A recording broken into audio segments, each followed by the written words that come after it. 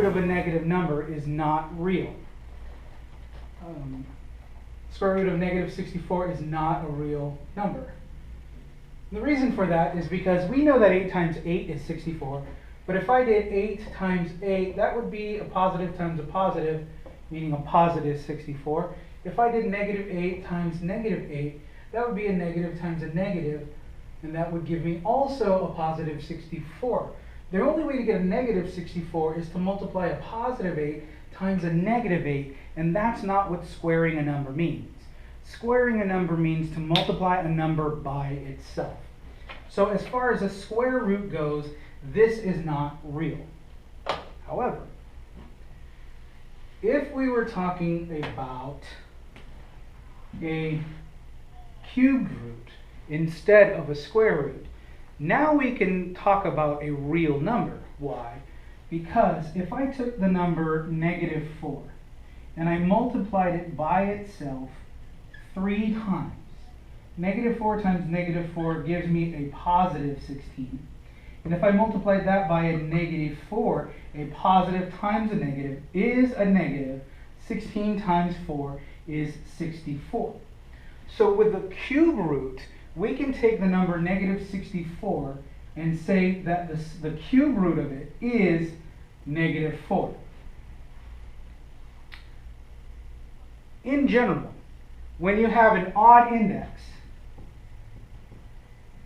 it is okay, you will have real numbers as your cube roots or fifth roots or seventh roots with an odd index. So a negative radicand is okay. However, when your index is even, if you were to have an even index, so a square root, a fourth root, so on and so forth, then a negative radicand is not real.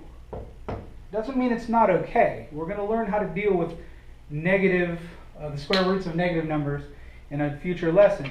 But know that the roots are not real. That's all you need to know on that score. You're probably already familiar with numbers that have exponents that are integer exponents or whole number exponents. Right? 3 to the 4th power, that's the same thing as saying 3 times 3 times 3 times 3, or 81. But let's take a look at the number 81 and give it an exponent that isn't an integer. What if I said I want to take 81 and raise it to the 1/4 power? Now typically this is the one area you get away with writing your fraction like that. When I see 81 and this 1/4, this is telling me that I am raising 81 to the 1/4 power. What does that mean? Well, so if I have an expression like a raised to the 1 over n power, or the 1/nth power, well, that's equivalent to saying that I want to know what the nth root of a is. So with this equivalence, what we can do is we can convert back and forth between the different notation, and that might help us to manipulate some of it. For instance, if I had something like the number 27 and I want to raise that to the 1/3 power, well, I know that that means that's the cubed root of 27, and that the cubed root of 27 is 3. And I mean, while it might not be, it's just as easy to go from the third root of 27, or 27 to the 3rd power, to 3. What being able to convert between these two different notations helps us do is something like the following. Let's suppose, rather than just knowing what the cubed root of 27 is, which is easy, that's 3, let's say I want to know what the cubed root of 27 squared is. Now, 27 squared is a pretty big number, and I don't really want to multiply it out and then try and figure out what the third root of it is. So let's manipulate it. Let's change it to the this notation here, this rational exponent notation. And when we do that, we have to remember that the index number is the denominator of our rational exponent, and that the exponent here underneath the radical, the exponent of the radicand, as it were, is the numerator of my rational exponent. So I can rewrite this as saying 27 to the 2/3 power. And you might ask yourself, well, how did that really help me any? I mean, it still looks kind of weird. And I agree that it does, but if we invoke our rules of exponents, then we can unpackage this a little bit more easily to evaluate it. For instance, I can rewrite this expression as 27 raised to the 1/3 power, and I can raise that to the second power. Now I've invoked one of my rules that we learned in the last video, which is the power rule. I just did it backwards. Instead of multiplying this exponent here to this exponent here, I divided that exponent out, and now I have something that I recognize, because here I mentioned that 27 to the 1/3 power. Well, that's just 3, isn't it? So what I really have is 3 raised to the second power, and gee, that's pretty easy. I know that 3 times 3 is 9. So if I take the cube root of 27 squared, rather than multiply 27 times 27 and then try and figure stuff out, I can just unpackage it using my rational exponents and say that it's just 9. And you might ask yourself, well, how? Remember that when you have an index of 2, remember that the denominator is the index. Whenever you have an index of 2, that you don't necessarily write the index number out there. The only time you have an index that you have to write is when your index is greater than 2. The other thing to keep in mind is that your radical symbol acts as a grouping symbol. So like it's the same thing as a divide line or parentheses or the squiggly braces or whatever. So basically everything that's in the parentheses, because that's the grouped, those are the grouped factors, everything that's in the parentheses is what goes under the radical. So this is the 5th root of a times b times c all to the 1st power. So I could just put the 5th root of a, b, c. Usually you put a little bar at the end of the radical just to show that we're done writing.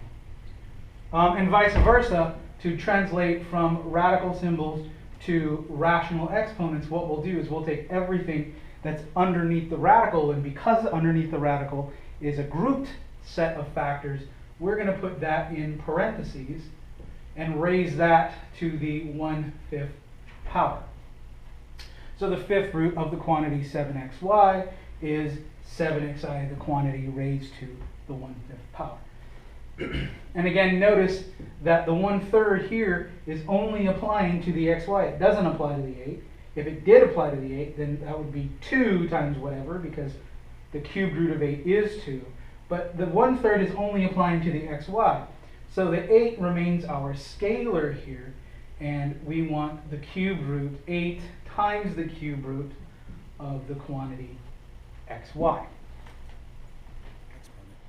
And so what if we're asked a question like, write as a single radical expression a to the 1/2 power, b to the -1/2 power, and c to the 5/6 power. And so we want to convert from a rational exponent into a radical expression now. We want to write it as a radical. So the first thing we have to do is, well, in order to have a radical with one index out here, we need to be able to understand this number and this number as the same index as this one. And the index here, c to the 5/6, is the 6th root of c to the 5th power. So let's rewrite this whole number with everything having a 6th power. So a to the 1/2 becomes a to the 3/6 power, because 3/6 is the same as 1/2. b to the -1/2 would be -3/6 power, and c to the 5/6 would stay as c to the 5/6 power. Now I have everything in terms of one index, so I can rewrite my thing as a radical to the, what is the 6th root now of a to the 3rd power, b to the -3rd power, and c to the 5th power. So this is just manipulating radical expressions and using them to translate between rational exponents and radical expressions. We want to know what the cubed root of p q squared c raised to the 12th power is, and that's kind of a lot to take in all at once, but really not all that much when we know that we can translate this into a rational exponent, right? If we take p q squared times c, and instead of taking the cube rooting it and then raising it to the 12th power, let's raise it to the, remember, this index is the denominator and this number is the numerator. So now let's raise it to the 12 third power. Well, that makes it a lot more palatable, right? Because we know that 12 third is the same as 4.